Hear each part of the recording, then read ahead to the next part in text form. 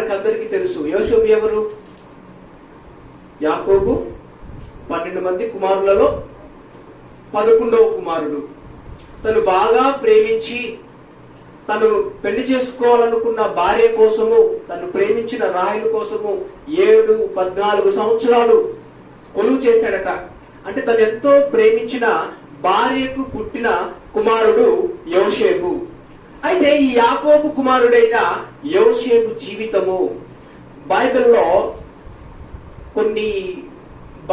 కొంతమంది భక్తుల చరిత్రను చూసినప్పుడు చాలా సవాలుకరంగాను, అది ఏ కాలానికైనా, పాత నిబంధన కాలానికైనా కొత్త నిబంధన కాలానికైనా, ప్రతి యవనస్తుల్ని లేకపోతే ప్రతి స్త్రీ పురుషులను వ్యక్తిగతంగాను కుటుంబ పరంగాను సవాలు చేసే జీవితాలు. 2 జీవితాలను చెప్పవచ్చు. ఒకటి యోసేపు అయితే మరొక జీవితము దానియేలు.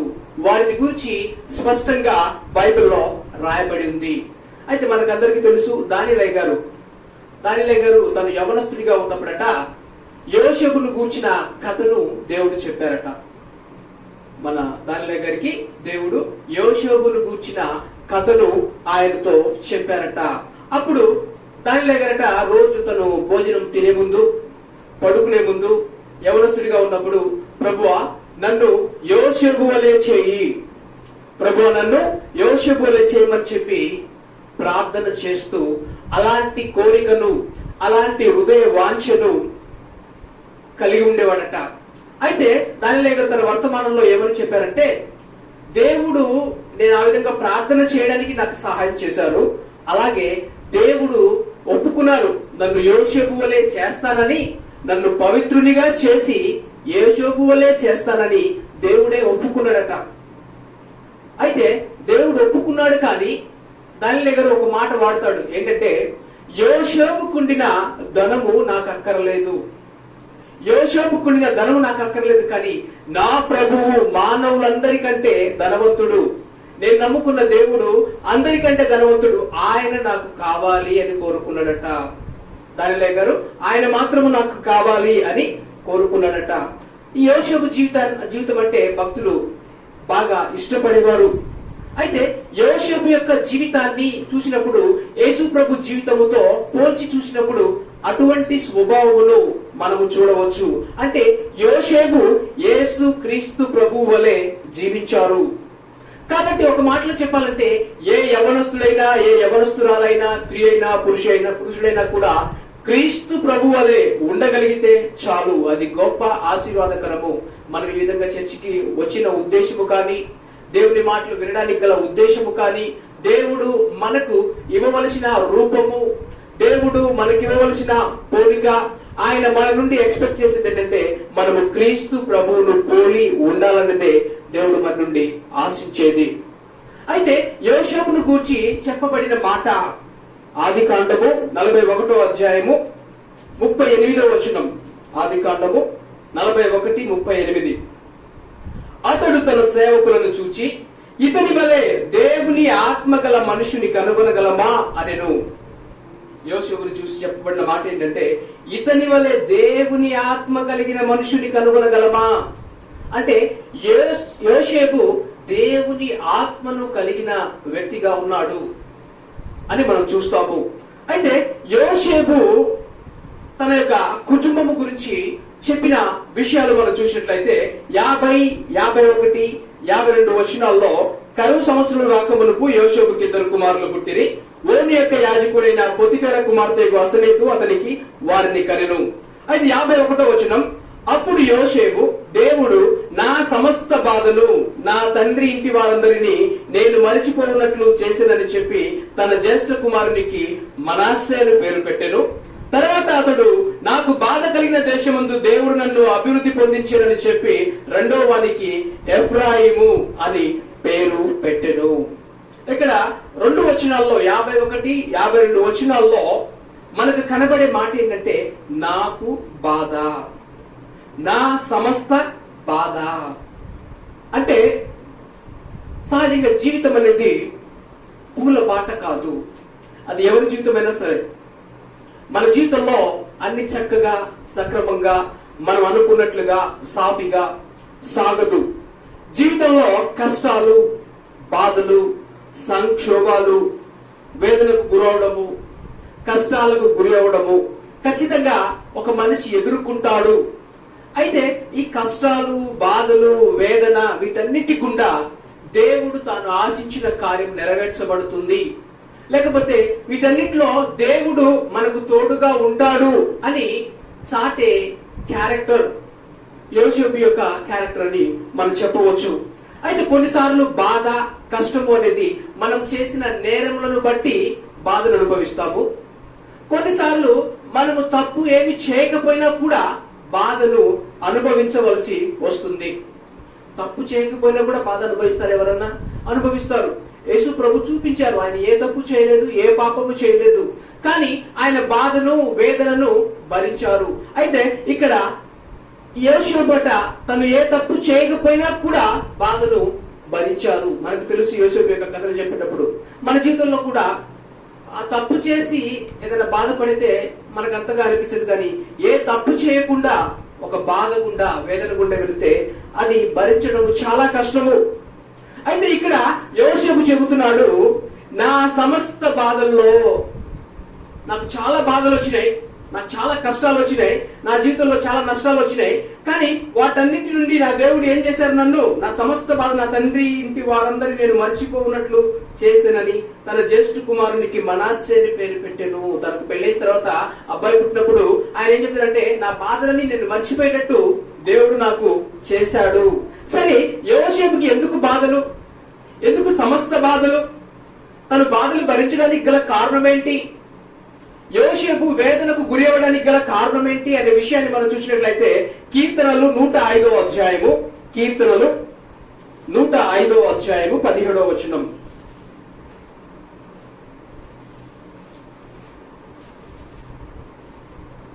పదహారవ వచనం నుంచి మనం చూసినట్లయితే యోసేపు గురించి రాయబడి ఉంటుంది ఈ అధ్యాయంలో. కీర్తనలు 105వ అధ్యాయంలో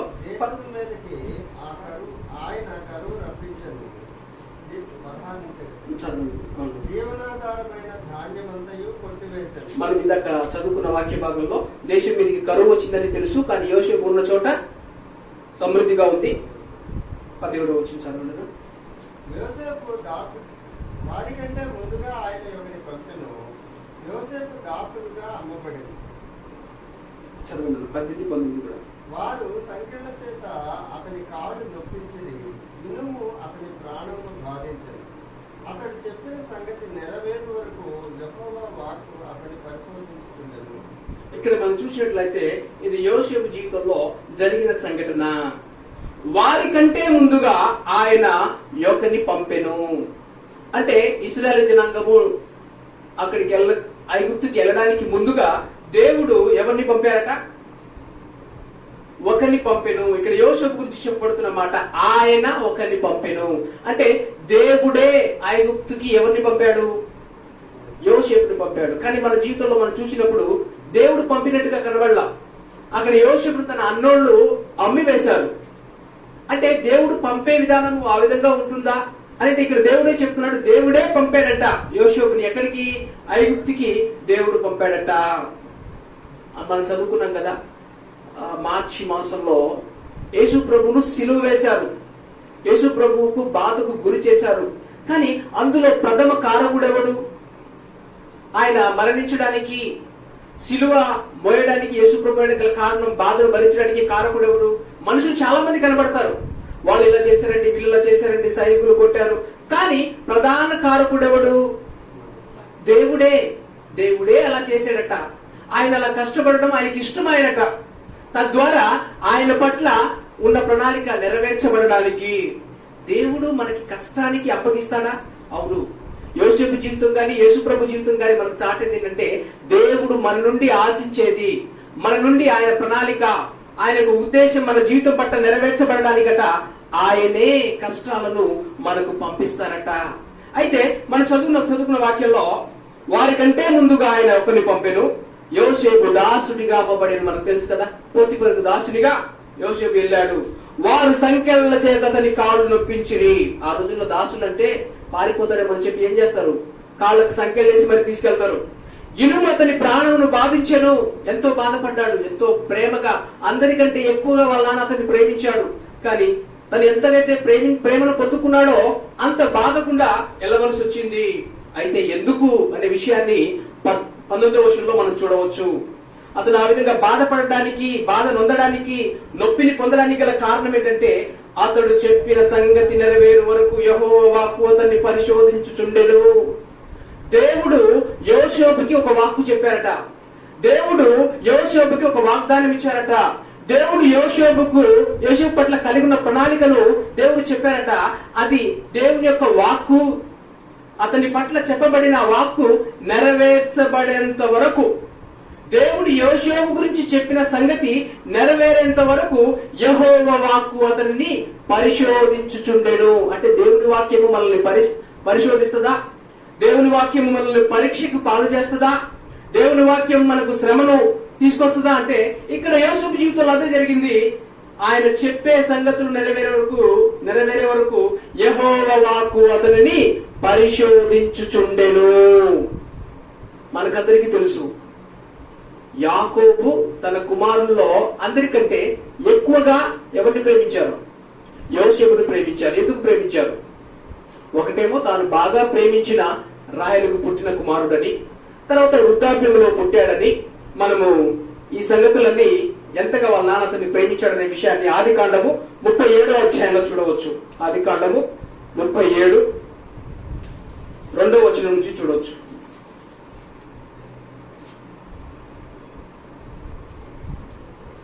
కనాను దేశం యాకోబు వంశావళి ఇది. యాకోబు వంశావళి ఇది. యోసేపు 10 వాడే తన సహోదరులతో కూడా మందలు మేపుచుండెను. అతడు చిన్నవాడై తన తండ్రి భార్యమైన బిల్హా కుమారుల యొద్దకు ఎతను ఉండెను. అప్పుడు యోసేపు వారి చెడుతనములను గురించిన సమాచారము వారి తండ్రి యొద్దకు తెలుసుకునేవాడు. అంటే తనకున్న పెద్ద పెద్ద అన్నోళ్ళందరూ ఉన్నారు, అతడు చిన్నవాడే ఉన్నాడట. అప్పుడు 17 సంవత్సరాలు యోసేపుకి. అయితే వాళ్ళు చేసే తప్పులన్నీ, సమాచారాన్ని తన తండ్రి వద్దకు తెస్తూ ఉండేవాడట. అయితే యోసేపు ఇశ్రాయేలు వృద్ధాప్యమందు పుట్టిన కుమారుడు. ముసలివాడైనప్పుడు ఈ కుమారుడు పుట్టాడు కనుక తన కుమారులందరికంటే ఎక్కువగా అతన్ని ప్రేమించి, తండ్రి యాకోబు యోసేపును ఎక్కువగా ప్రేమించి అతని కొరకు విచిత్రమైన నిలువుటంగి కుట్టించెను. మంచి రంగురంగుల అంగిని కుట్టించాడట. కుట్టిస్తే అతని సహోదరులు 4వ వచనంలో తన తండ్రి అతన్ని తమ అందరికంటే ఎక్కువగా ప్రేమించుట చూచినప్పుడు వారు అతని మీద పగబట్టి అతనిని సమాచారమైన అడగలేకపోయిరి. వాళ్ళ నాన్న యాకోబు యోసేపుని ఎక్కువగా ప్రేమించేసరికి వాళ్ళ అన్న వాళ్ళందరికీ ఆయన మీద కోపం వచ్చేసింది, కుళ్ళొచ్చి ఏం చేశారట? పగబట్టారట. పగబట్టి తన మంచిని కూడా సొంత అన్నలే కోరలేని పరిస్థితికి వెళ్ళిపోయారు. సరే, ఇదంతా జరుగుతూ ఉంది. తండ్రి ప్రేమించాడు. అయితే యోసేపు జీవితంలో జరిగిన సంఘటన మనం చూసినట్లయితే యోసేపు కట్ట ఒక కల కన్నాడట. 5వ వచనం నుండి, యోసేపు ఒక కలకని తన సహోదరులతో తెలియజెప్పగా వారు అతని మీద మరీ పగబట్టిరి. అసలే పగబట్టారు, వాళ్ళ నాన్న ఎక్కువ ప్రేమిస్తున్నాడని. అయితే కల కూడా చెప్పేశాడు, నన్ను దేవుడు అలా చేస్తా అన్నారు, మీకంటే గొప్ప వాళ్ళు చేస్తా అన్నారు, మన అమ్మ నాన్న కంటే గొప్ప వాళ్ళు చేస్తారని అనగానే వాళ్ళకి ఇంకా అతని మీద పగను పెంచుకున్నారు. అతడు వారిని చూచి, నేను కనిన ఈ కలను మీరు దయచేసి వినుడి. అదేమనగా, మనము చేనులో పనులు కట్టుచుంటిమి, నా పనులేసి నిలుచుచుండగా మీ పనులు నా పనులు చుట్టుకొని నా పనుకు సాష్టాంగపడినని చెప్పెను. అందుకతని సహోదరులు, నీవు నిశ్చయముగా మమ్ము నేలదవా, మా మీద నీవు అధికారి అవుదువా అని అతనితో చెప్పి అతని కలలను బట్టి అతని మాటలను బట్టి అతని మీద మరింత పగబట్టారు. ఇంకా కొంచెం పగబట్టారు, ఇంకా ఎక్కువగా పగబట్టారు. అంటే తన జీవితంలో జరిగే కార్యాలు చూసినట్లయితే తను ఇంకా ద్వేషించబడుతున్నాడు. అయితే అతడు ఇంకొక కలకని తన సహోదరుడు తెలియజేసి, ఇదిగో నేను మరి ఒక కలగంటిని.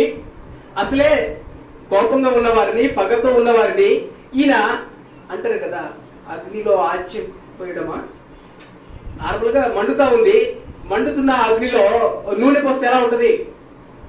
ఇంకా మండుతుంది. యోసేపు చేసే పని ఎలా ఉందంటే ఫస్టే వాళ్ళ నాన్న ప్రేమిస్తున్న వాళ్ళు కోప్పడుతున్నారు. తర్వాత ఈయన వెళ్ళి దేవుడు నన్ను మీకంటే గొప్పవాడిగా చేస్తారు, మిమ్మల్ని నేను వెళ్తానని చెప్పగానే వాళ్ళు ఇంకా కోప్పడ్డారు. అంత మాత్రం కాకుండా ఇప్పుడు ఇక్కడికి వచ్చిన తర్వాత సూర్య చంద్రులను 11 నక్షత్రములు నాకు సాష్టాంగ పడేదని చెప్పాను. సూర్య చంద్రుడు అంటే అమ్మా నాన్న మీరు 11 మంది, మీరందరూ నా దగ్గరికి వస్తారు, నా కింద ఉంటారని చెప్పేశాడు. అతడు తన తండ్రితోనూ తన సహోదరులతోనూ అది తెలియజెప్పినప్పుడు అతని తండ్రి అతనితో, నీవు కనిన ఈ కళ ఏమిటి? నేను నీ తల్లియు నీ సహోదరులు నిశ్చయముగా వచ్చి నీకు సాష్టాంగ పడుదుమా అని గద్దించెను. వాళ్ళ నాన్న, ఎరా మీ అమ్మ నేను మీ అన్నవాళ్ళు అందరు కలిసి నీ దగ్గరికి వస్తామా, నీకు సాగిల పడతామా, ఏమిరా మాట్లాడుతున్నామని వాళ్ళ నాన్న గద్దించాడట. కానీ గద్దించిన నాన్న 11వ వచనంలో చూస్తే, అతని సహోదరులు అతని యందు అసూయపడిని, అయితే అతని తండ్రి ఆ మాట జ్ఞాపకం ఉంచుకొనెను. వాళ్ళ సహోదరులేమో అతని యందు అసూయపడ్డారు, కానీ వాళ్ళ నాన్న గద్దించాడు అందరి ముందు. కానీ గద్దించిన నాన్నట ఆ మాట జ్ఞాపకం ఉంచుకున్నాడు. ఎందుకని జ్ఞాపకం ఉంచుకున్నాడు? యోసేపు తండ్రి యాకోబుకు కూడా ఇటువంటి అనుభవం ఉంది. యోసేపు తండ్రి యాకోబు కూడా దేవుడు ఆ రోజుల్లో మనకున్నట్టుగా బైబిల్ లేదు, కళ ద్వారా దర్శనం ద్వారా దేవుడు మాట్లాడేవారు. ఒక రోజు పారిపోతా ఉన్నాడు, పదనరాముకు పారిపోతా ఉన్నాడు యాకోబు. దేవుడు ఒక దర్శనాన్ని ఇచ్చాడు, ఒక కళనిచ్చాడు. కళనిచ్చినప్పుడు దేవుడు చూపించాడు అన్నమాట, నువ్వు మళ్ళీ వచ్చేంత వరకు ఆ కళలో నేను నీకు తోడే ఉంటానని. అతను ఒప్పుకున్నాడు. నన్ను దీవించి నాకు తినడానికి ఉండడానికి అన్ని ఉంటే నేను దశమ భాగం ఇస్తానని చెప్పి నువ్వు నెరవేరిస్తే చూస్తాను అనుకున్నాడు. కానీ నిజంగా అతను ఏదైతే అనుకున్నాడో, దేవుడు ఏదైతే చూపించారో ఆ కళ భావాన్ని యాకోబుకి నెరవేర్చాడు దేవుడు.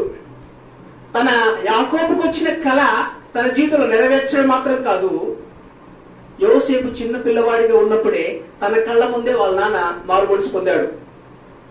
యాకోబు ఇశ్రాయేలుగా మారాడు.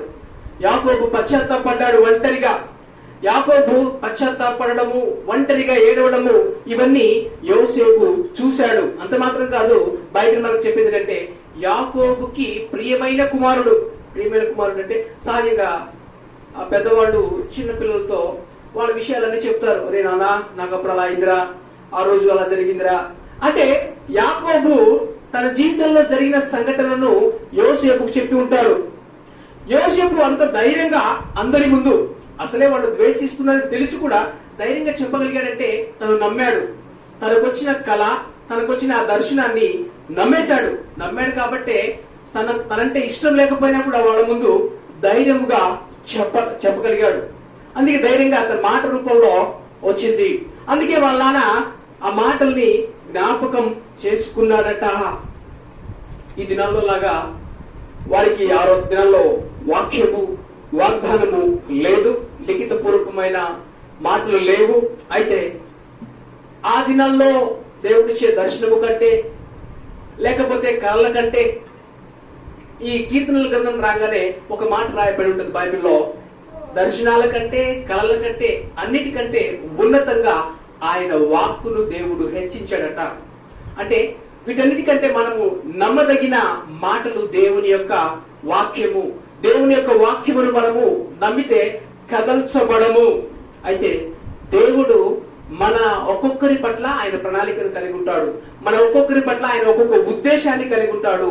అయితే యోసేపు పట్ల దేవుడు కలిగి ఉన్న ఆ ప్రణాళికను, దేవుడు కలిగిన ఆ ఉద్దేశాన్ని యోసేపుకు దేవుడు బయలుపరిచారు. అయితే మన పట్ల కలిగి ఉన్న ప్రణాళికను ఆయన బయలుపరిచారా? ఆయన బయలుపరుస్తారు. ఎందుకంటే దేవుడు మన పట్ల ఆయన ఏమి చిత్తం కలిగి ఉన్నాడో, ఏమి ఉద్దేశం కలిగి ఉన్నాడో ఖచ్చితంగా మనకు తెలియజేస్తాడు. ఏదో ఒక రూపంలో ఆయన మనకు ఖచ్చితంగా తెలియజేస్తాడు. అయితే యోసేపుకి అర్థమైంది, అర్థమవడం మాత్రం కాదు, ఇతరుల దగ్గర ధైర్యంగా చెప్పగలుగుతున్నాడు. అయితే మన జీవితంలో నిజంగా మనం చెప్పగలమా? దేవుడు నన్ను ఇది చేయమంటున్నారు, దేవుడు నా పట్ల ఈ ప్రణాళికలు కలిగి ఉన్నారు, లేకపోతే దేవుడు నాకు ఈ వాగ్దానం ఇచ్చారు, దేవుడు నన్ను దర్శించి ఈ మాటలు చెప్పారు. కొన్నిసార్లు ఆ దేవుని చిత్తము నా పట్ల ఏంటో నేను తెలుసుకోకపోయినా పర్లేదు, ఏదో సాఫీగా జీవితం సాగుతుంది కదా, ముందుకెళ్ళొచ్చు అంటే మన పట్ల దేవుని యొక్క ఉద్దేశం తెలుసుకోకుండానే సంవత్సరాలు మనము గడిపేయవచ్చు. అంటే దేవుడు బలవంతం చేయడు, ఎవరిని దేవుడు బలవంతం చేయడు. కానీ మన జీవితానికి దేవుడు కలిగిన ఉద్దేశాన్ని మనం తెలుసుకోవాలనేది దేవుని యొక్క ఉన్నతమైన ప్రణాళిక. అందుకనే ఎఫెసీయులకు రాసిన పత్రిక 5వ అధ్యాయంలో మనం చూసినట్లయితే, ఎఫెసీయులకు రాసిన పత్రిక 5వ అధ్యాయము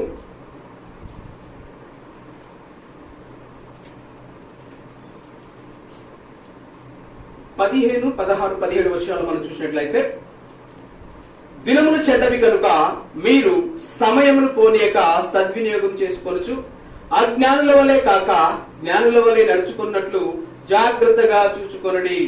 ఇందు నిమిత్తము మీరు అవివేకులు కాక ప్రభు యొక్క చిత్తం ఏమిటో గ్రహించుకొనుడి. దినాలేమో చెడ్డగా ఉన్నాయి కాబట్టి సమయాన్ని పోగొట్టుకోవద్దు, సమయాన్ని సద్వినియోగం చేసుకొని అజ్ఞానుల వలె కాక, తెలివి లేని వారి వలె కాక తెలివి గలవారై, లేకపోతే జ్ఞానం లేని వారి వలె కాక జ్ఞానుల వలె నడుచుకున్నట్లుగా ఏం చేయాలట? జాగ్రత్తగా చూచుకొనుడి. ఇందు నిమిత్తము మీరు అవివేకులు కాక, అంటే వివేకం కలిగి ఉండండి, ప్రభు యొక్క చిత్తం ఏంటో గ్రహించండి అని బైబిల్ స్పష్టముగా తెలియజేస్తా ఉంది. పాత నిబంధనలో మనం చూసినట్లయితే, దేవోక్తి లేని ఎడల జనులు కట్టులేక తిరుగుదురు. అంటే దేవుని మాటలు లేవనుకో, లేకపోతే ధర్మశాస్త్రం అనుసరించువాడు ధన్యుడు. దేవోక్తి అంటే దేవుని యొక్క వాక్యము, దేవుని యొక్క వాగ్దానము, దేవుని యొక్క ఉద్దేశము, ప్రణాళిక ఒక మనిషికి లేకపోతే ఇష్టం వచ్చినట్టుగా ఉంటాడు. లేదంటే దేవుని మాట, దేవుని వాక్యము, దేవుని వాగ్దానము, ఆయన యొక్క ప్రణాళిక, ఆయన యొక్క చిత్తం మనకు బయలుపరచబడిన తర్వాత కామ్గా ఉండలేము. దేవుడు నన్ను ఇది చేయమంటున్నారు, నేను ఇది చేస్తాను. దేవుడు నన్ను ఇలా ఉండమంటున్నారు, నేను ఇలా ఉంటాను. కాబట్టి దేవోక్తి, దేవుని యొక్క మాటలు మన దగ్గరికి ఖచ్చితంగా వస్తాయి. అయితే ఈ మాటలు నా కోసమే, ఈ వాక్యం నా కోసమే, ఈ వాగ్దానం నా కోసమే, దేవుడు నన్ను ఇది చేయమంటున్నారని చెప్పి ధైర్యంగా చెప్పగలిగే వారిగా మనం ఉండాలి. లేదంటే దేవుని మాటలు మన పట్ల ఏంటో తెలియకపోతే పర్వాలేదు అని దినములు గడిచే కొద్ది కూడా ముందుకు సాగే అవకాశం ఉంది. యోసేపుకి అర్థమైంది ఏంటంటే, దేవుడు చెప్పారు, ఆయన చేస్తారు. దేవుడు మా నాన్నకు చెప్పారు, ఆయన చేశారు అని యాకోబు జీవితంలో చేసిన ఆ యొక్క కార్యాన్ని కూడా జ్ఞాపకం చేసుకొని ఉంటాడు. యేసు ప్రభు జీవితాన్ని మనం చూసినప్పుడు యేసు ప్రభు చెప్పిన మాట ఏంటంటే, తండ్రి చిత్తము చేయడానికే నేను వచ్చా, నా చిత్తము, నా సొంత చిత్తం చేసుకోవడానికి నేను రాలేదు, తండ్రి చిత్తము చేయడమే నాకు భోజన పానీయము. అంటే యేసు ప్రభు తన జీవితం అంతా తండ్రి చిత్తం చేయడానికే గడిపాడు. కాబట్టి మనము దేవుని చిత్తమును ఎరగాలి. అది దేవుడు మన నుండి ఆశించేది. మన దేవుని చిత్తమును ఎరగకపోతే మన ప్రార్థన సమయం భారంగా కనబడుతుంది. అసలు దేవుని చిత్తం మన పట్ల ఏంటో మనకు తెలియకపోతే, మనం ఏం చేయాలో మనకు తెలియకపోతే వాక్య ధ్యానము భారంగా మారిపోతుంది.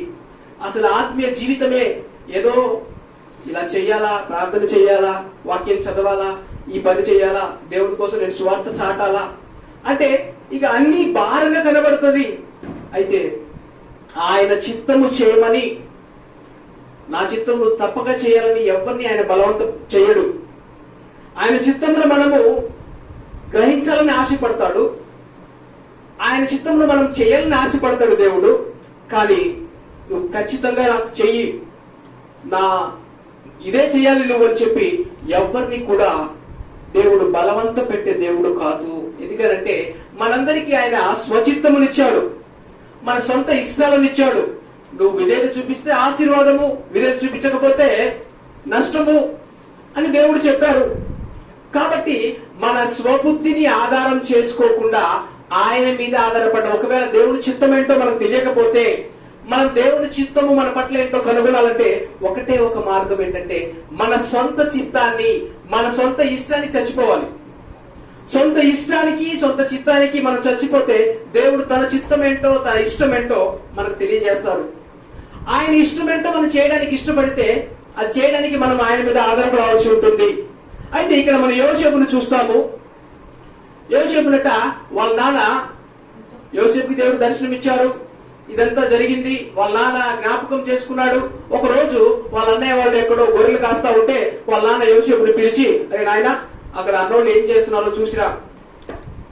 బహుశా అన్నవాళ్ళ గురించి చెడుగా చెప్పినట్టుగా మనం చూస్తాము చదివిన వాక్యంలో. అయితే ఆయన వాళ్ళ అన్నోళ్ళని ఎతకడానికి ఎక్కడ గొర్రెలు కాస్తున్నారని చూడడానికి వెళ్తే వాళ్ళు ప్రేమకు బదిలిగా వేషాన్ని చూపించారు. ఇనేమో ప్రేమతో ఎతుకుతూ, ఇక్కడ లేరయ్యా మీ అన్నవాళ్ళు పలానా చోటుకి వెళ్ళారు అనగానే అక్కడి నుంచి మళ్ళీ నడుచుకుంటూ వెళ్ళాడు. చిన్నవాడే కానీ వాళ్ళ అన్నోళ్ళ కోసం వెతుక్కుంటూ వెళ్తున్నాడు. అయితే మనం చూసినట్లయితే 37వ అధ్యాయంలో, ఆదికాండము 37:12 నుంచి, అతని సహోదరులు షెకెములో తమ తండ్రి మందమేపుటకు వెళ్ళిరి. అప్పుడు ఇశ్రాయేలు యోసేపును చూసి, నీ సహోదరులు షెకెములో మందమేపుచున్నారు, నిన్ను వారి యొద్దకు పంపెదను రమ్మన్నప్పుడు అతడు మంచిదని అతనితో చెప్పెను. అప్పుడు అతడు, నీవు వెళ్ళి నీ సహోదరుల క్షేమమును మంద క్షేమమును తెలుసుకొని నాకు వర్తమానము తెమ్మని అతనికి చెప్పి హెబ్రోను లోయలో నుండి అతన్ని పంపెను. అతడు షెకెమునకు వచ్చెను. ఇక్కడ వాళ్ళ నాన్న చెప్పిన పనిని ఆయన నమ్మకంగా చేస్తా ఉన్నాడు. షెకెముకు వచ్చాడు, అక్కడ లేరు. అక్కడి నుంచి వేరే చోట వెళ్ళారు తెలిసింది. వేరే చోటికి వచ్చాడు. 18వ వచనం మనం చూసినట్లయితే ఆదికాండం 37:18, అతడు దగ్గరకు రాకమునకు వారు దూరము నుండి అతన్ని చూచి అతన్ని చంపుటకు దురాలోచన చేసిరి.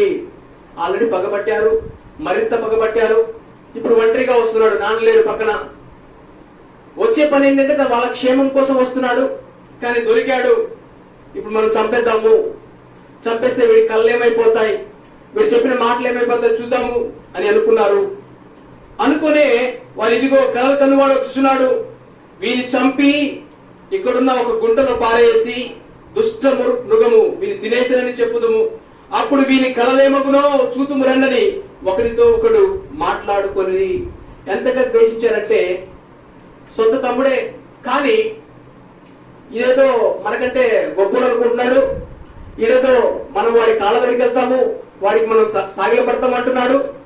కాబట్టి ఏం జరుగుతుందో చూద్దాము అన్న పరిస్థితికి వచ్చారు. అయితే వాళ్ళు గుంటలో పడేశారట. 27-28వ వర్షం మనం చూసినట్లయితే, అంటే స్పష్టంగా మనం చదివితే యోసేపు యొక్క జీవితము అనేక విషయాలు మనం నేర్చుకోవడానికి అవకాశం ఉంటుంది. అయితే నేను క్లుప్తంగా మాత్రమే చెప్తున్నాను కాబట్టి 27-28 వచనాలు, ఆదికాండము 37:27-28 వచనాలు. ఈ ఇష్మాయేలుకు వారిని అమ్మివేయదము రండి, వాడు మన సహోదరుడు, మన రక్త సంబంధి కదా, వారికి హాని ఏమీ చేయరాదని తన సహోదరులతో చెప్పారు. అందుకని సహోదరులు సమ్మతించిరి. మిద్యానీయులైన వర్తకులు ఆ మీదుగా వెడుచుండగా వారు ఆ గుంటలో నుండి యోసేపును పైకి తీసి ఆ ఇష్మాయేలీయులకు 20 తులముల వెండికి అతనిని అమ్మివేసిరి. ఫస్ట్ గుంటలో పడేశారు. అలాగే చచ్చిపోతాడు, ఏదో మృగం తినేసింది లేకపోతే పులియో సింహం తినేసింది అని మన నాన్నకి చెప్పేద్దాము. ఎందుకంటే వాడు అడవుల్లో ఎత్తుకుంటూ వెళ్ళారు కదా, ఎక్కడో తినేసిందని చెప్పేద్దాం అనుకున్నారు. అందులో ఒకరికి జాలి పుట్టింది, మన రక్త సంబంధి కదా, మన సహోదరుడు కదా, వాడిని అలా గుంటలో పడేస్తే మనకేం ఉపయోగం, మనకు వాడిని పడేయడం వల్ల కూడా ఏదైనా ఉపయోగం రావాలి కదా. కాబట్టి చూడు, వాళ్ళు వెళ్ళిపోతున్నారు. దారిలో ఇస్మాయిల్ కనబడితే 20 ఎండి నాణాలకి వాటికి అమ్మేశారు. అంటే ఆ 20 ఎండి నాణాలకి ఆశపడి యోసేపును ఆ గుంటలో నుంచి తీసి వాళ్ళకి అమ్మివేశారు. అమ్మివేసినప్పుడు జరిగిన కార్యం ఏంటంటే ఇస్మాయేలీయులు 20 తులముల ఇంటికి అతన్ని అమ్మివేసిరి. వారు యోసేపును ఐగుప్తునకు తీసుకొని పోయిరి. యోసేపు ఐగుప్తుకు రావడానికి దేవుడు పగను కోపాన్ని వాడుకున్నారు. నా మీదే ఎందుకండి కోపము, నా మీదే ఎందుకు తాపము, నన్నే ఎందుకు బాధ పెట్టాలి, నన్నెందుకు కష్టపడాలి, అందరూ నన్ను ఒక రకంగా ఎందుకు చూడటము, నేనేమైనా తప్పు చేశానా? యోసేపు ఏం తప్పు చేయలా. యోసేపు ఉన్నట్టుగా చెప్పాడు. దానికే తనకు కష్టము. ఎందుకని నార్మల్ గా అంటారు కదా, పళ్ళున్న చెట్టుకే రాళ్లు కొడతారు, పళ్ళు లేని చెట్టు ఎవరు పట్టించుకోరు. అంటే యోసేపు జీవితంలో గొప్ప కార్యాలు దేవుడు చేయబోతున్నారు కాబట్టి తనకి కష్టాలు రావడాన్ని మనం చూస్తాము. అయితే యోసేపు గురించి చెప్పబడిన మాటల్లో యోసేపు దేవునితో ఉన్నాడట. యోసేపు దేవునితో ఉన్నాడు, దేవుడు యోసేపుతో ఉన్నారు అనే విషయాన్ని తర్వాత ఆదికాండము 39వ అధ్యాయంలో మనం చూడవచ్చు. అందుకనే బైబిల్ మనకు చెప్పేది ఏంటంటే కీర్తనలు 1వ అధ్యాయంలో మొదటి 3 వచనాలు, దుష్టుల ఆలోచన చెప్పులు నడవక, పాపుల మార్గము నిలవక, అపహాసకులు కూర్చుండ చోట కూర్చుండగా, యెహోవా ధర్మశాస్త్రమునందు ఆనందించుచు దీవరాత్రము దాన్ని ధ్యానించువాడు ధన్యుడు. అతడు నీటి కాలువలలో నాటబడినదై ఆకు వాడక తన కాలమందు ఫలమిచ్చి చెట్టు వలె ఉండును. అతడు చేయనదంతయు సఫలమగును. అంటే ఆయనకి ఇవ్వబడిన ధర్మశాస్త్రము, ఆయనకి ఇవ్వబడిన బైబిల్, ఆయనకి ఇవ్వబడిన దేవుని వాక్యం ఏంటంటే దేవుడు దర్శనము ద్వారా చూపించిన మాటలు. వాటిని గట్టిగా పట్టుకున్నాడు, వాటి యందు ఆనందించాడు, వాటి యందు సంతోషించాడు. కాబట్టి వాటిని పలికాడు. పలకడం ద్వారా సమస్యలు వచ్చినాయి. కానీ ఆకువాడక తన కాలమందు ఫలమిచ్చి చెట్టు వలె మారిపోయాడు. తను చేసేదంతా సఫలమైంది. కారణం ఏంటంటే దేవుని మాటలను యోసేపు నమ్మాడు. మనం అందరం జ్ఞాపకం ఉంచుకోవాల్సిన వాక్యము ఆదికాండము 39:9. యోసేపును దేవుడు అంతగా హెచ్చించడానికి తను కలిగి ఉన్న గొప్ప క్వాలిటీ ఏంటంటే ఆదికాండము 39:9. ఈ ఇంటిలో నాకంటే పైవాడు ఎవడునూ లేడు. నీవు ఇతని భార్యమైనందున నిన్ను తప్ప మరి దేనిని నాకు అప్పగింపక ఉండలేదు. కాబట్టి నేనైతే ఇంత ఘోరమైన దుష్కార్యము చేసి దేవునికి విరోధముగా పాపము పట్టుకుందని తన యజమాని భార్యతో అనేది. ఎలాగా దేవునికి విరోధముగా పాపము కట్టుకుందును అంటే దైవ భయము, దేవుడంటే భయమును భక్తిని కలిగి ఉన్నాడు. కాబట్టి పాపము చేయకుండా ఉండగలిగాడు. 10వ వచనంలో, దినదినము ఆమె యోసేపుతో మాట్లాడుతుందని కానీ అతడు ఆమెతో సైనికులకైనము ఆమెతో నుండుటకైనము ఆమె మాట విన్నవాడు కాదు. అంటే ప్రతిరోజు శోధన, ప్రతిరోజు జయించగలిగాడు. అంటే ఈ రోజుల్లో మొబైల్ను బట్టి మా యవనస్తులు పాడైపోతారండి, వీటిని బట్టి పాడైపోతారు. ఆ ఏరియా మంచిది కాదు, ఆ సిటీ మంచిది కాదు. కానీ ఇక్కడ ఇంతకంటే శోధన, ఎందుకంటే ఎవరు లేరు. సమస్తం ఆ ఇంట్లో తనకు దాచబడిందంటూ ఏమీ లేదు. ఆ భర్తనే పూర్తి అధికారం కూడా ఇచ్చారు. కానీ యోసేపు దేవునికి భయపడ్డాడు. దేవునికి భయపడి మంచి చేసినందుకు తనకు దొరికిందేంటి? చెరసాలలో వేశారట. చెరసాలలో వేస్తే ఇదే అధ్యాయంలో ఆదికాండం 39:21 నుంచి చూస్తే, అయితే యెహోవా యోసేపునకు తోడై ఉండి అతని యందు కనికరపడి అతని మీద ఆ చెరసాల యొక్క అధిపతికి కటాక్షం కలుగునట్లు చేశాను. చెరసాల అధిపతి ఆ చెరసాలలో ఉన్న ఖైదీలందరినీ యోసేపు చేతికి అప్పగించును.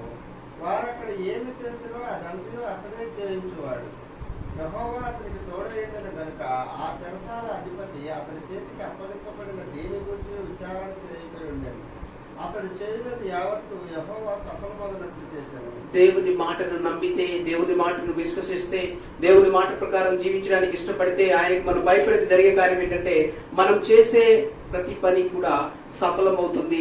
అక్కడ పోతిఫర్ ఇంట్లో ఎలాగైతే పోతిఫర్ అధికారం ఇచ్చాడో, ఇక్కడ జైల్లో ఉంటే జైల్లో కూడా చెరసాల అధిపతి అతని చేతికి అప్పగించాడంట.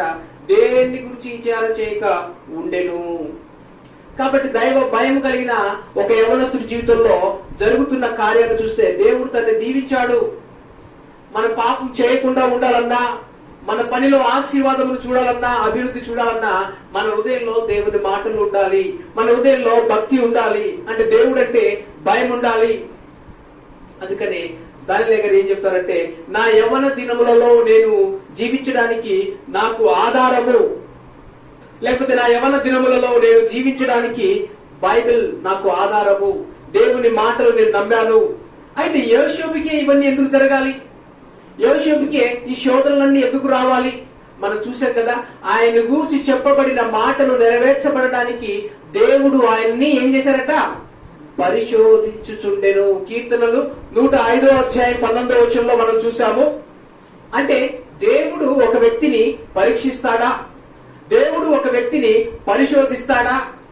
ఎటువంటి పరీక్షల గుండా యోసేపు వెళ్ళాడు అనే విషయాన్ని మనం చూసినట్లయితే, మొదటిగా సహజంగా ఒక రకంగా చెప్పాలంటే గర్వం అని చెప్పవచ్చు. గర్వం పరీక్ష. ఎందుకంటే వాళ్ళ నాన్నవాళ్ళు ఉన్నారు, అన్నవాళ్ళు పెద్దోళ్ళు కదా. పెద్దోళ్ళని ఒకేసారి అంటే ఏమనుకుంటారు? ఏంటంటే ఎంత గర్వం వీడికి, మేమంటే లెక్క కూడా లేదు, పెద్దోళ్ళు ఇక్కడ ఉన్నప్పుడు ఎలా మాట్లాడాలి తక్కువ చేసి మాట్లాడాలా అని అంటాం నార్మల్ గా చెప్పాలంటే. అంటే తనకొచ్చిన కళను బట్టి, తనకొచ్చిన దర్శనమును బట్టి, తనకు చూపించిన దాన్ని బట్టి కొంచెం గర్వించాడు.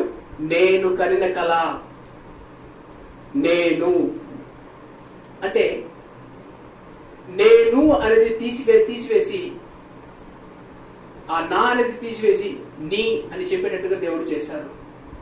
ఫస్ట్ అంటే ఒక వ్యక్తిని దేవుడు వాడుకోవాలనుకున్నప్పుడు మన స్వీయాన్ని, అందుకని దేవుడి చిత్తం మనకు బయలుపరచబడాలన్నా కూడా స్వీయాన్ని తెచ్చుకోవాలి. ఇక్కడ నేను అన్న తీసేయడానికి దేవుడు చేసిన కార్యం ఏంటంటే గుంటలో నుంచి తీసుకెళ్లి ఎక్కడ పెట్టాడు? దాసత్వంలో పెట్టాడు. గుంటలో నుంచి తీసి, దాసుడు అంటే దాసుని పైన యజమాని ఉంటాడు. యజమాని కింద మనం పనిచేసేటప్పుడు నా అంటూ ఏముండదు. సొంత చిత్తము లేనివాడు దాసుడు. సొంత కోరికలు ఏముండవు. నా ఇష్టం ఎక్కడికి వెళ్తాను, ఇక్కడికి వెళ్తాను, అది ఏం లేదు. యజమాని ఏం చెప్తే చేయాలి. అంటే నేను నా నుండి ఎక్కడికి వచ్చాను యోసేపు, మీరు చెప్పండి, మీరు ఏం చెప్తే చేస్తాను అన్న పరిస్థితికి దేవుడు తీసుకొచ్చాడు. ఆ పరిస్థితుల్లో నీ చిత్తము అన్న దగ్గర తీసుకొచ్చిన దేవుడు అక్కడ అతన్ని దీవించారు, ఆశీర్వదించాడు. మొదటి యొక్క పరీక్ష ఏంటంటే గర్వ పరీక్ష.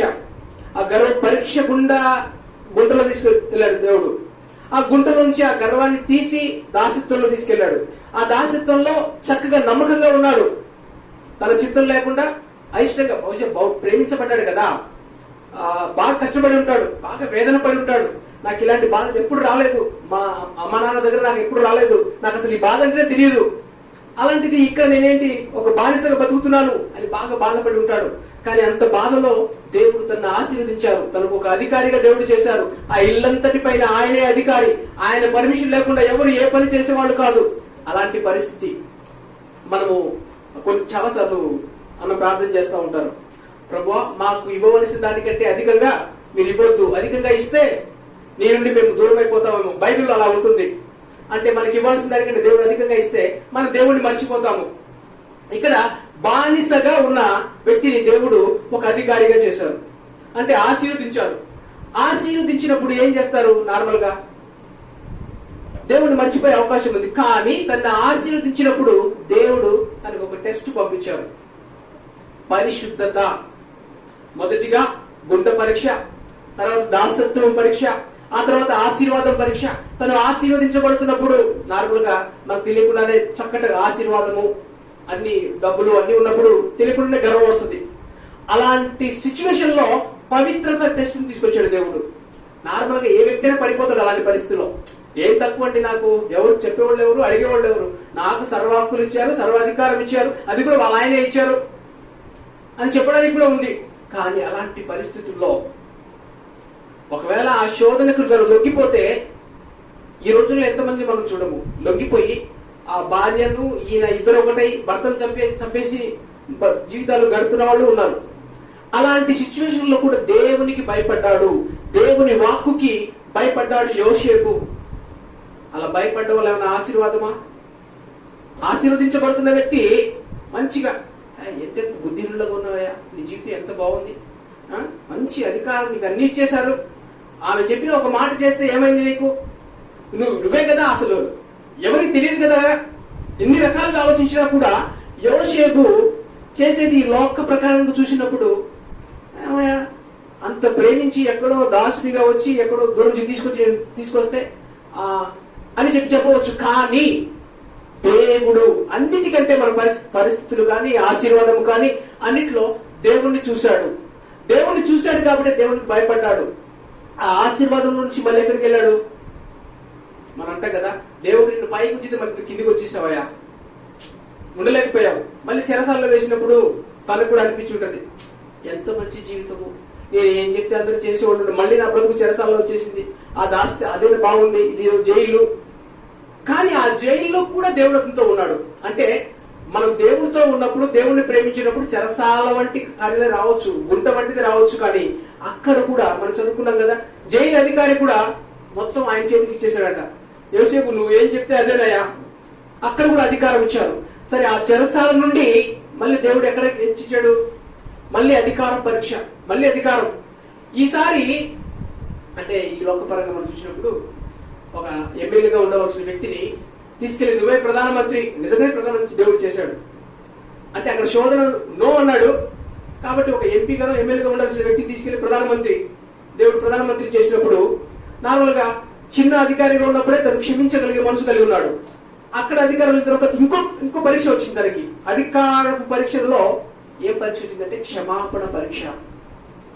నార్మల్ గా నేను అధికారంలో రాని చూపిస్తాను, నాకు మంచి స్థానం వస్తే గానీ నన్ను ఎవరు బాధ పెట్టారో, ఎవరు చెరసాలలో పెట్టారో నేను చూస్తాను అనుకుంటా ఉన్నాం. కానీ ఇక్కడ యోసేపు అధికారంలో వచ్చిన తర్వాత అంటే పోతిఫర్ వంటి వాళ్ళు చాలా మంది తన కింద ఉండి ఉంటారు. పోతిఫర్ కింద పనిచేసిన వ్యక్తి, పోతిఫర్ లాంటి వాళ్ళు చాలా మంది తన కింద పనిచేసే పరిస్థితికి దేవుడు తీసుకొచ్చారు. అంటే అంతగా తన్ని హెచ్చించారు.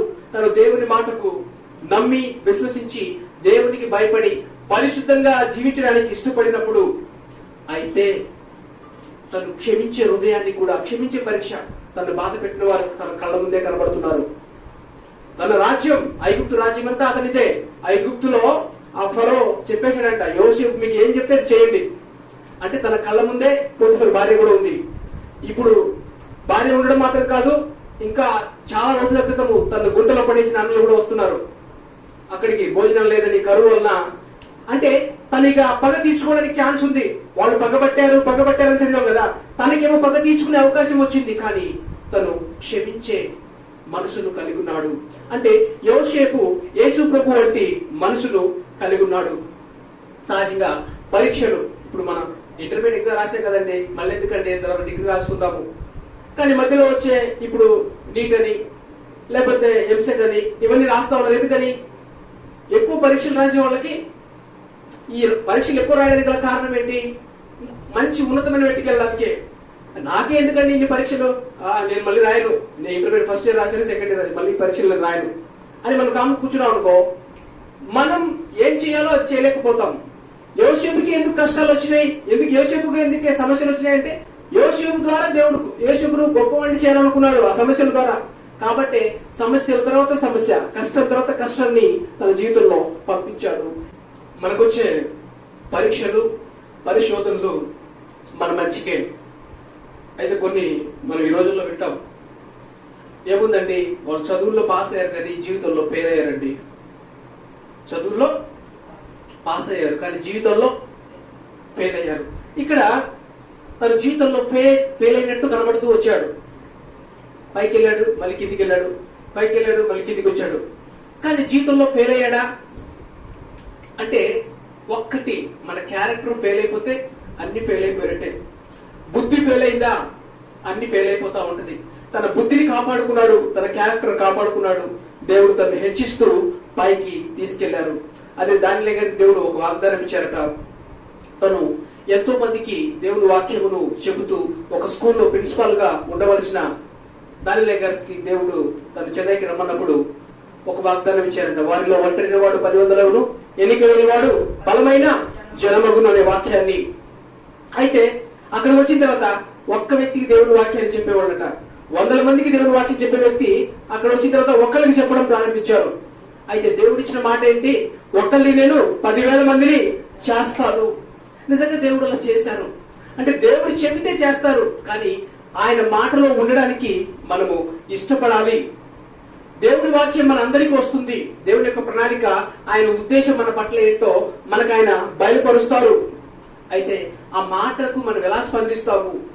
మనకు ఒకవేళ ఏదైనా కరెక్ట్ చేసుకోవాలని దేవుడు చూపిస్తే అది కరెక్ట్ చేసుకోవడానికి ఇష్టపడాలి. ఎక్కడైనా లోపడాలి ఇష్టపడితే అక్కడ కూడా మనం ఇష్టపడాలి.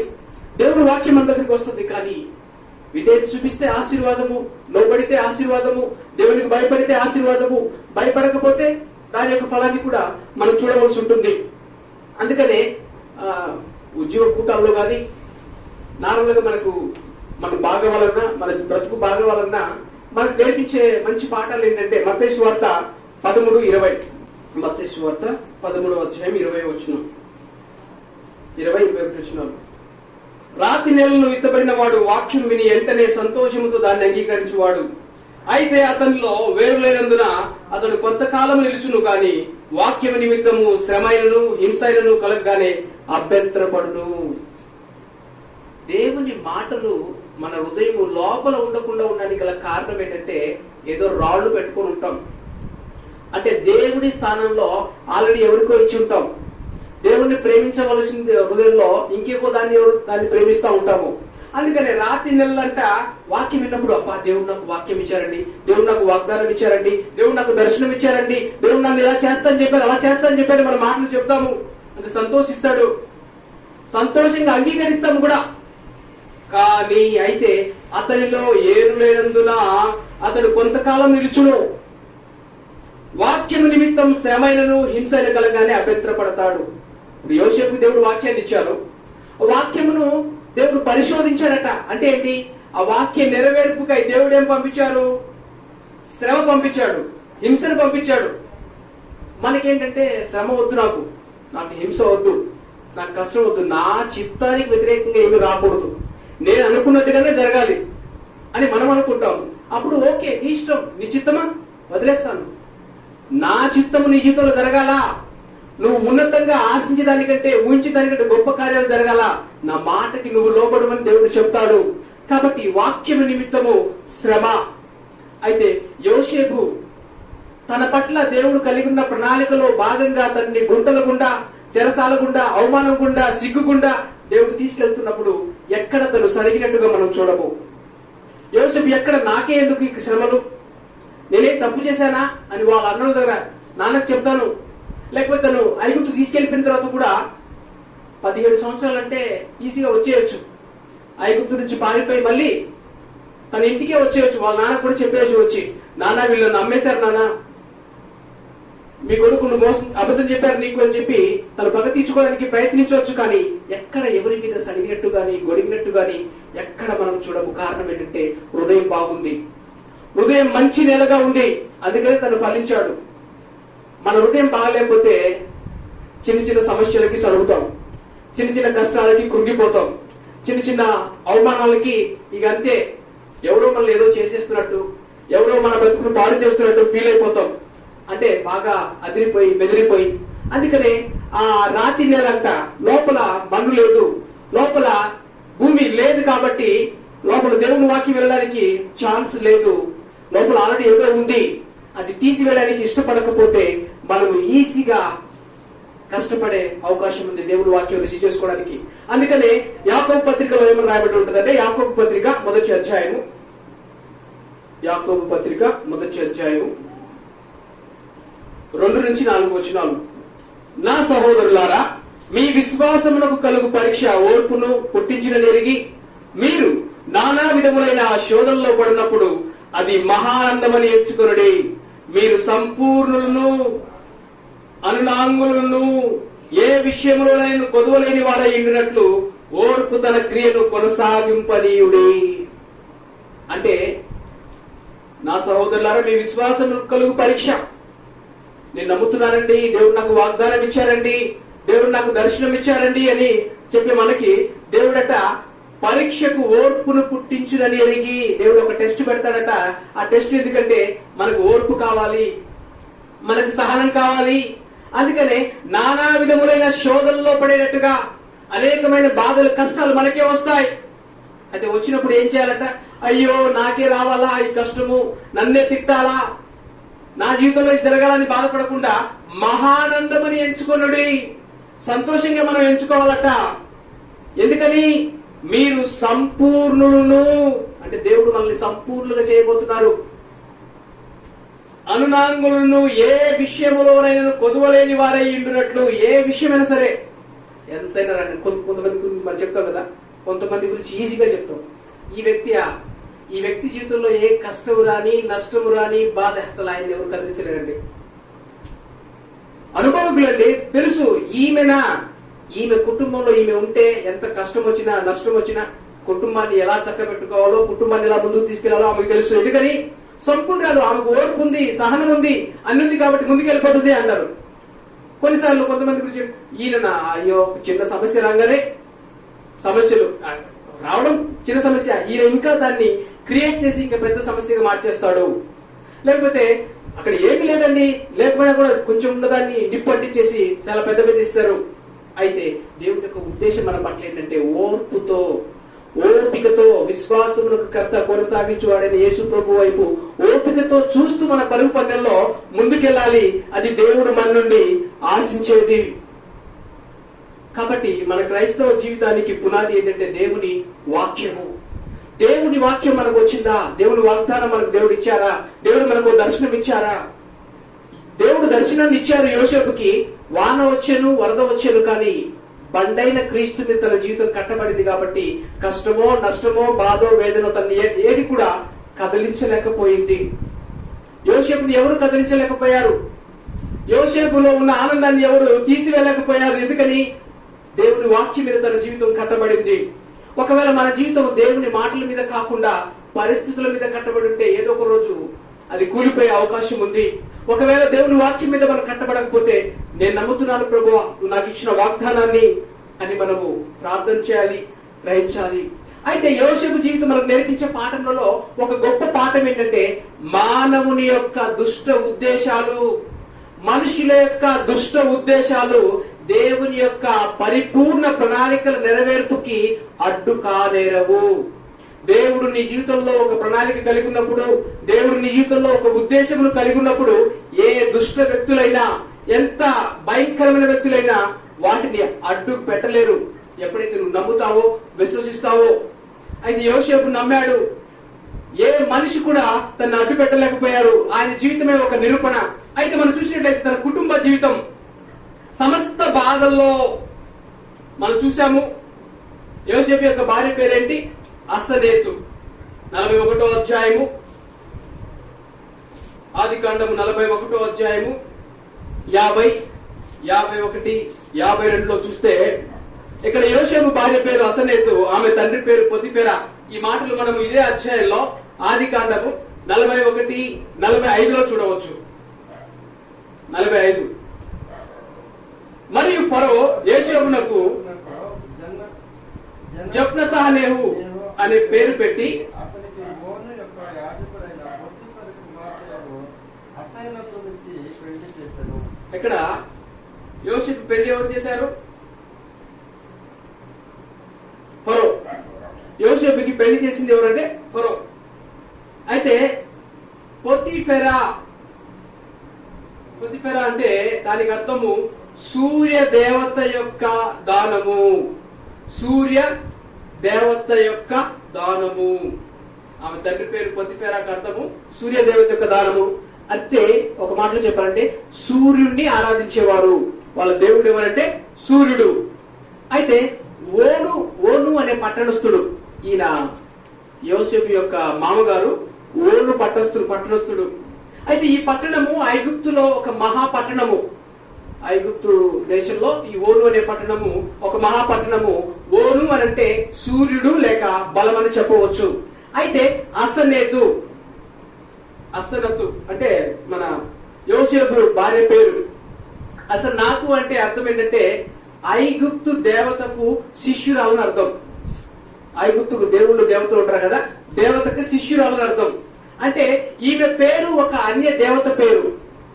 యోసేపు భార్య పేరు అన్య దేవత పేరు. ఇప్పుడు మనకు కూడా మన దేశంలో కూడా ఉన్నారు కదా, పేర్లు పెట్టుకున్నారు లక్ష్మి అని, అలా అన్ని దేవతల పేరు. అంటే యోసేపు భార్య పేరు అన్ని దేవతల పేరు. ఆమె ఒక విగ్రహార్థికురాలు. ఆమె విగ్రహార్థికులు మాత్రం కాదు, యాజకుల కుటుంబంలో నుండి వచ్చింది.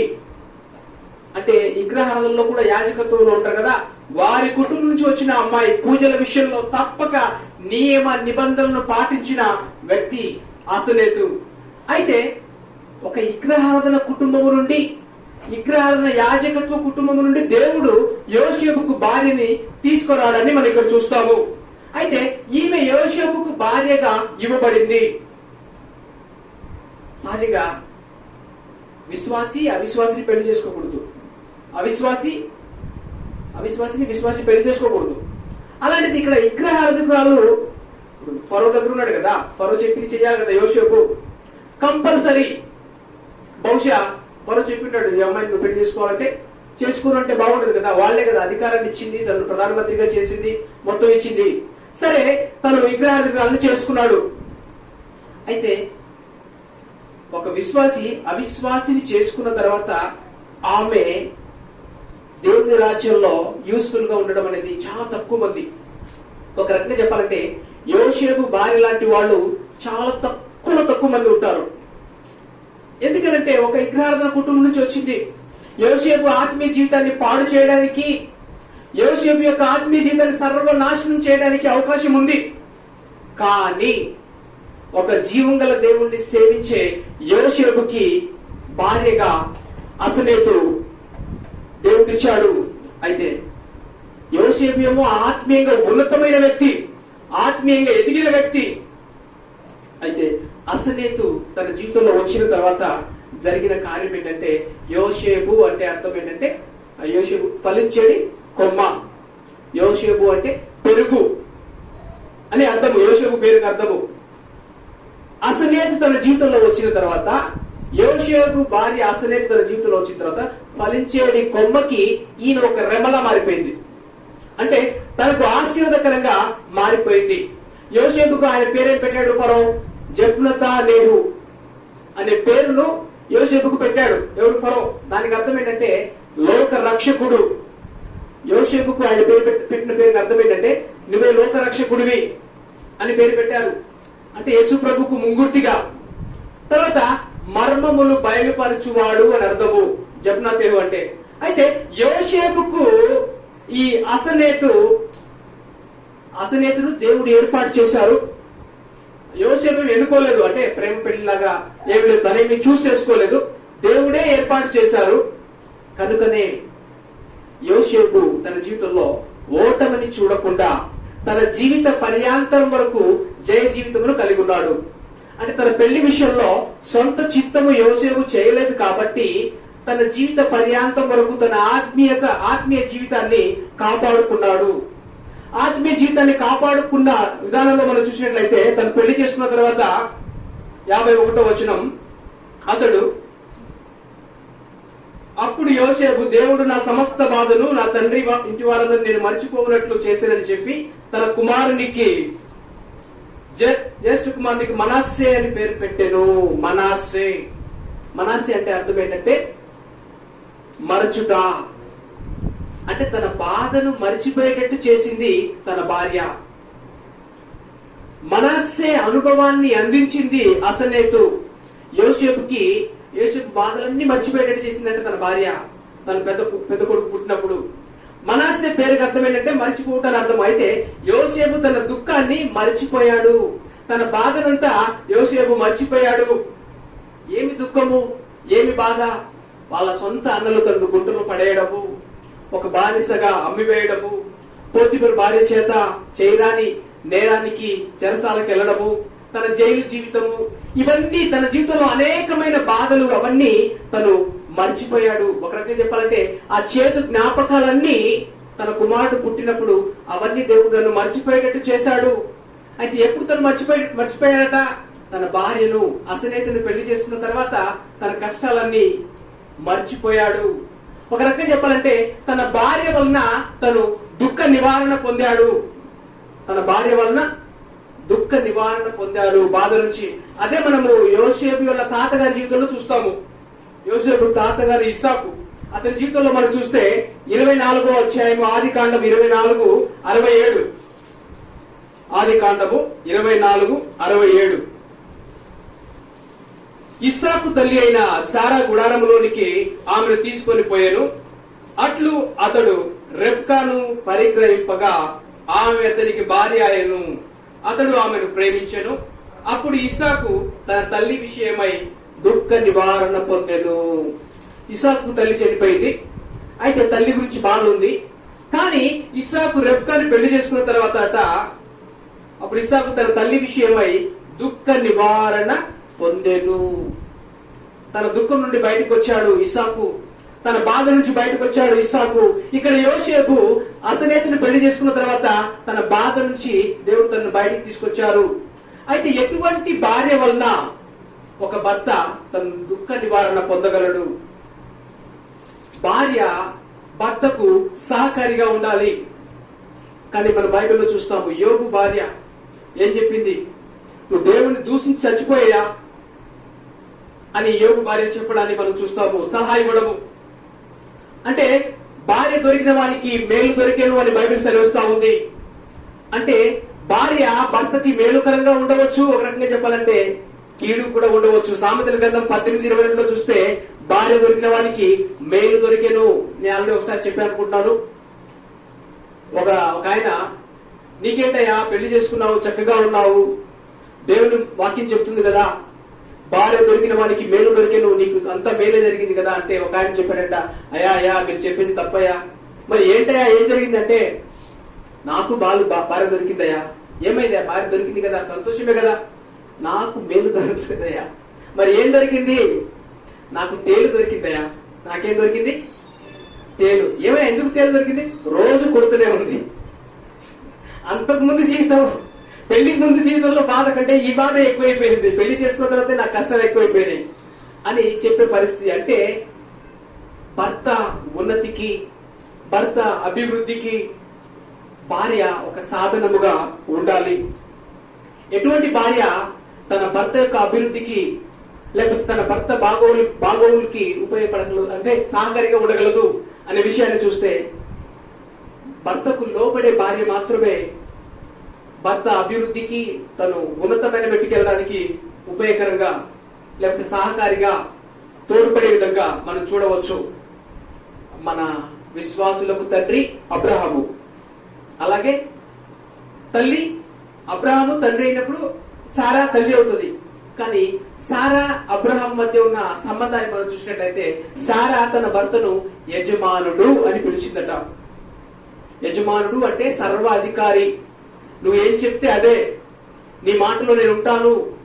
తన భర్తను ఎలా గౌరవించిందంటే, నువ్వేం చెప్తే నీకు లోబడి నేను ఉంటాను అంటే, సారా ఎలాగైతే అబ్రహాముకు లోబడి జీవించిందో ఆ ప్రకారము ఏ కుటుంబంలో అయితే భార్య భర్తలు ఉంటారో, ఏ కుటుంబంలో అయితే భర్తను గౌరవించి లోబడిన ప్రకారం జీవిస్తారో, వారు కూడా విశ్వాసులకు తల్లి అయిన సారా వలె మారిపోతారు. అంటే అటువంటి విశ్వాసం, ఒక విగ్రహారాధన కుటుంబము, పేరు కూడా అన్య సంబంధమైన పేరు, దేవత పేరు. అలాంటి అమ్మాయి ఆ విధంగా యోసేపు జీవితంలో ఆశీర్వదకరంగా మారిపోయిందంటే, బైబిల్ చెప్పేది ఏంటంటే, భార్య పురుషునికి యెహోవా ఇచ్చే దానము, దేవుడిచ్చే ట్రెజర్ అంటే ధనం. కాబట్టి ఒక గృహం, ఒక ఇల్లు శాంతితో ఉండాలన్నా అశాంతితో ఉండాలన్నా భార్యనే కారణం. ఒక కుటుంబంలో సమాధానం ఉండాలన్నా సమాధానం లేకుండా ఉండాలన్నా అది భార్య మీద ఆధారపడి ఉంటుంది. కుటుంబంలో శాంతి, సమాధానము, నెమ్మది కావాలంటే స్త్రీ పాత్ర చాలా ప్రాముఖ్యమైంది. ఇక్కడ యోసేపు భార్య అయిన అసనేతు సాంగత్యము ద్వారా, అసనేతును యోసేపు పెళ్లి చేసుకోవడం ద్వారా తన దుఃఖాన్ని మర్చిపోయాడు. అయితే ప్రశ్న ఏంటంటే, సహోదరులకి, నీవు నీ భర్తకి మేలుకరంగా ఉన్నావా? ఇక్కడ ఇస్సాకు తన దుఃఖ నివారణ పొందాడు రెబ్కాను పెళ్లి చేసుకున్నప్పుడు. యోసేపు అసనేతును పెళ్లి చేసుకొని ఆ విధంగా చెప్పగలిగాడు, నేను దుఃఖ నివారణ పొందానని. అయితే యోసేపుకి అంత మాత్రం కాదు, తన బాధను తన కష్టాన్ని మర్చిపోవడం మాత్రం కాదు, యోసేపు అసనేతును పెళ్లి చేసుకున్న తర్వాత ఇంకొక అనుభవం, ఎఫ్రాయిము అనుభవం మనం చదువుకున్నాం 41:52లో. తర్వాత అతడు నాకు బాధ కలిగిన దేశమందు దేవుడు నన్ను అభివృద్ధి పొందించాడని చెప్పి రెండో వానికి ఎఫ్రాయిము అని పేరు పెట్టాను. ఎఫ్రాయిం అంటే అర్థం ఏంటంటే అభివృద్ధి. అంటే యోసేపు అసనేతిని పెళ్లి చేసుకోవడం వల్ల ఒకటి బాధ మరిచిపోయాడు, సంతోషాన్ని పొందుకున్నాడు, మరొకటి అభివృద్ధి అట, తను అభివృద్ధి చెందాడు. ఒక వ్యక్తి ఎప్పుడు వృద్ధి చెందుతాడు? మనం వింటాం కదా, ఆయన రాజ్యాన్ని, ఆయన నీతిని మొదట వెతికినప్పుడు సమస్తము సమకూర్చబడతాయి. ఒక కుటుంబంగా దేవుణ్ణి అందరూ సేవించినప్పుడు ఏ ప్రాబ్లం లేదు. అయితే కుటుంబంగా సేవించకపోతే, పెళ్లిళ్ళు చేసుకున్న తర్వాత ఎంతో గొప్ప ఆత్మీయులు కూడా దిగజారిన వారిని మనం చూడవచ్చు. పెళ్లి తర్వాత, పెళ్లికి ముందు చాలా భక్తిపరుడండి, బాగా ప్రార్థన చేసి ఉండండి, ఇప్పుడేం ప్రార్థన చేయట్లేదు. మనము సొలొమోను పెళ్లి చేసుకున్నాడంట అన్య స్త్రీలను, చేసుకున్న తన జీవితం ఏం పాడైపోయింది అని బైబిల్లో మనం చూస్తాము.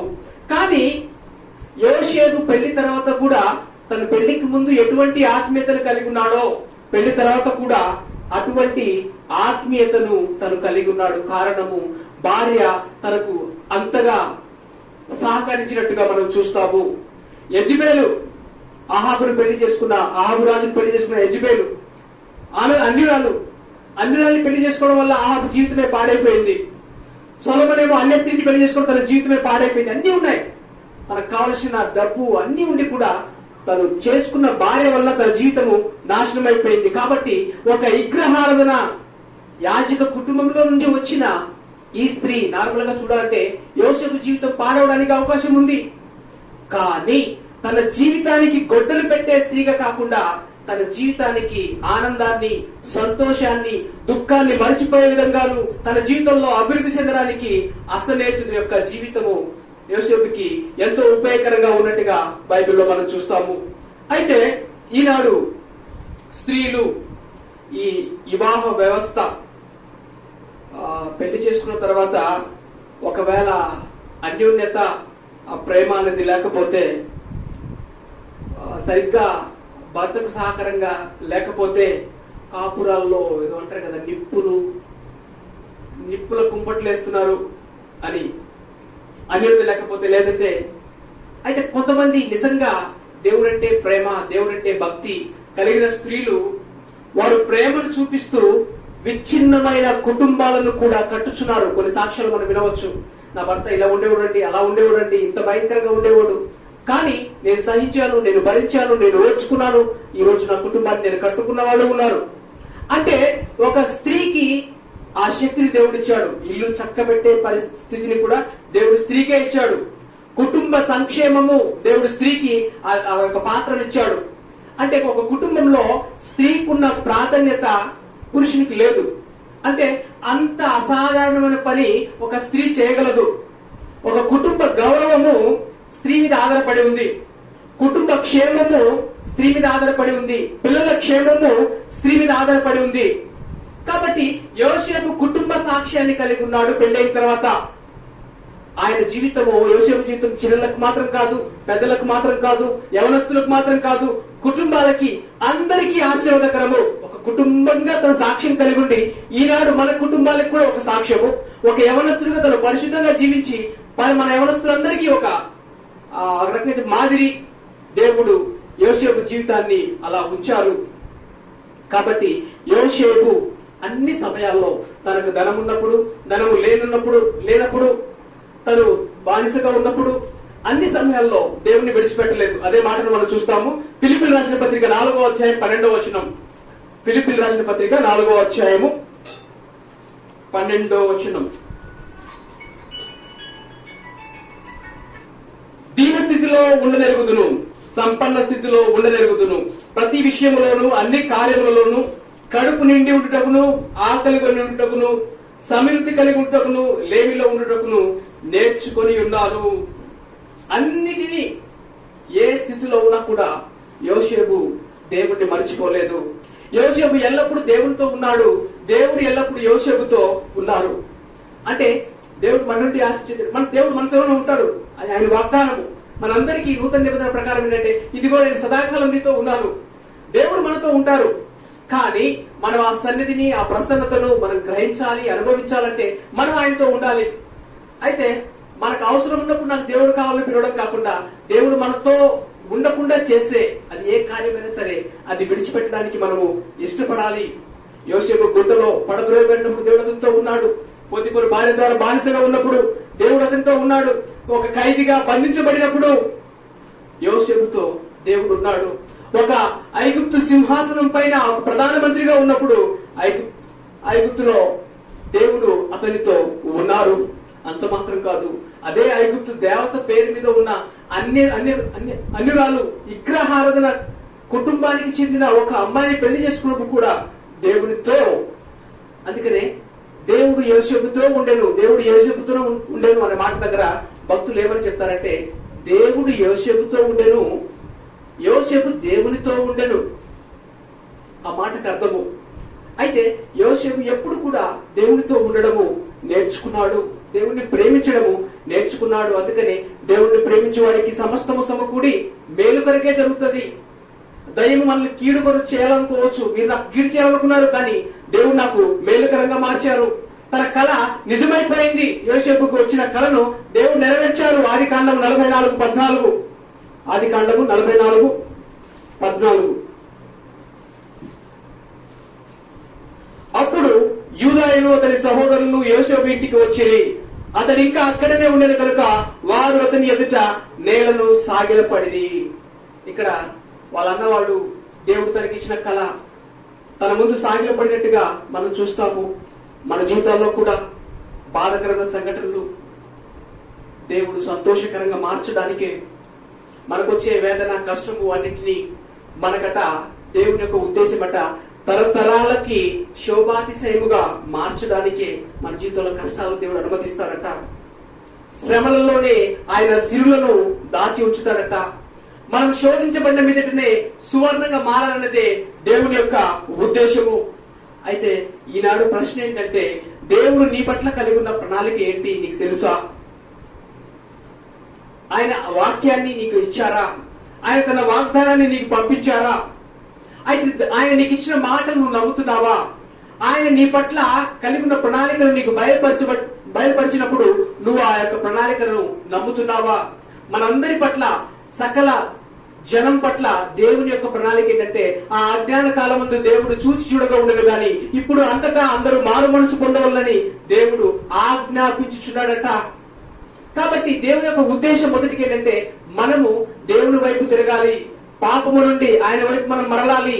ఈ లోకపు విగ్రహాల నుండి, విగ్రహంగా దేన్ని ఎక్కువగా ప్రేమిస్తాం వాటి నుండి మనము దేవుడిని ప్రేమిస్తూ ఆయనకి ఉన్నతమైన స్థానాన్ని మనం ఇవ్వాలి. బాధలలో కూడా జాన్ బన్యన్ అనే భక్తుడు యాత్రికుని ప్రయాణము బైబిల్ తర్వాత మరొక బుక్ గా ఈ రోజు ప్రపంచంలో యాత్రికుని ప్రయాణం అంటే కారణం ఏంటంటే, తను బాధలో ఉన్నప్పుడు, జైల్లో ఉన్నప్పుడు రాసిందే. కష్టాల్లో ఉన్నప్పుడే దేవుడు గొప్ప కార్యాలు చేశారు. ఈ రోజు మనం చదువుతున్నాం పౌలు రాసిన పత్రికలు, అవన్నీ తన చెరసాలలో, జైల్లో, కష్టాల్లో ఉన్నప్పుడే దేవుడు రాయించారు. పద్మాసు దీవిలో యోహాను ప్రకటన గ్రంథము అంటే కష్టాలు లేకుండా ఏమీ రాలేదు, బెస్ట్ ఏమి రాలేదు.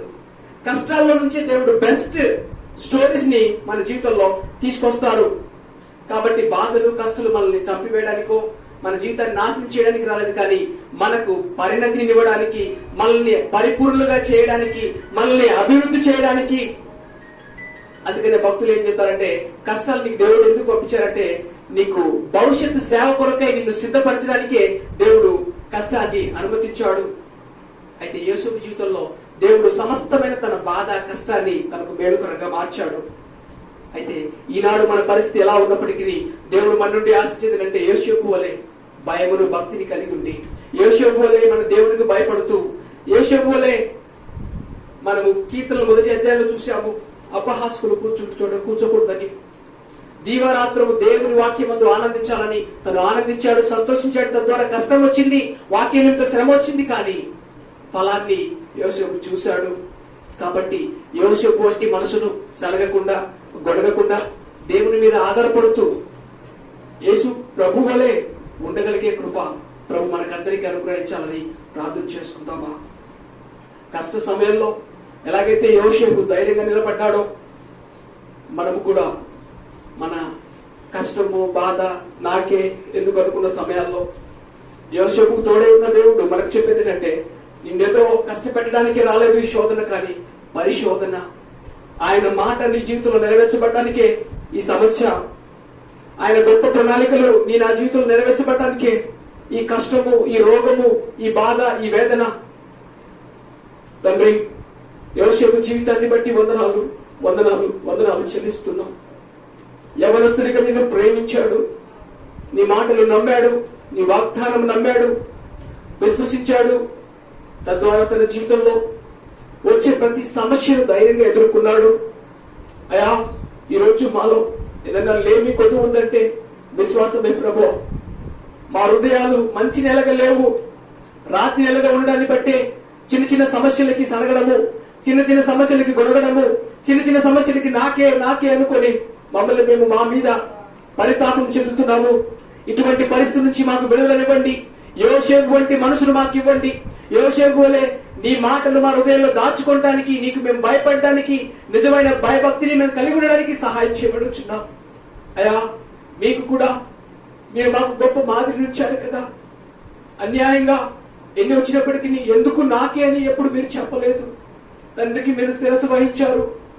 తండ్రి చిత్తం చేయడానికి జీవితాంతం మీరు ఈ లోకంలో మాకు మాదిరిగా జీవించి వెళ్ళారు. మా జీవితంలో ప్రభు వచ్చే చిన్న చిన్న విషయాలకి మేము అయా ఏ ఒక్కరు చేదునో లేకపోతే మనసులో ఏదో పెట్టుకోవడమో కాకుండా నీ వైపు చూసే కన్నులు మీరు మాకు దయచేయండి. యోసేపు వంటి జీవితం మా యవనస్తులకు దయచేయండి. వారి యవన కాలంలో నాయన యోసేపు వల్లే ఉండునట్లు సహాయం చేయండి.